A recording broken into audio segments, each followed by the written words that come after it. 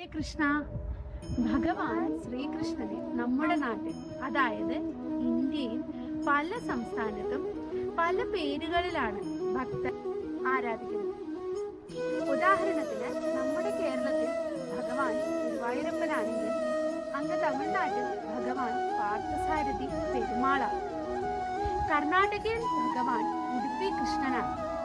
ആന്ധ്രാപ്രദേശിലോ ഭഗവാൻ തിരുപ്പതി ബാലാജിയാണ്. മഹാരാഷ്ട്രയിൽ ഭഗവാൻ വിട്ടല ഭഗവാനാണ്. വിത്തോബ ഭഗവാൻ എന്നും പറയും. രാജസ്ഥാനിൽ ഭഗവാൻ ശ്രീനാഥ്ജിയാണ്.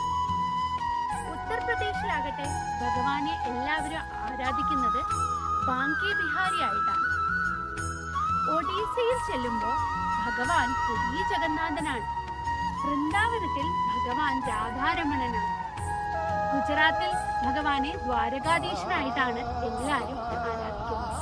നമ്മുടെ എല്ലാവരുടെയും കൊച്ചു വൃന്ദാവനത്തിൽ നമുക്കിനി ഭഗവാന്റെ ഈ ഓരോ രൂപത്തിനെ, അമ്പലത്തെക്കുറിച്ചും അതിൻ്റെ ഉത്ഭവത്തിൻ്റെ കഥകളെക്കുറിച്ചും ഓരോ എപ്പിസോഡായി ഞാൻ പറഞ്ഞു തരാം. അപ്പോൾ stay tuned for the next video.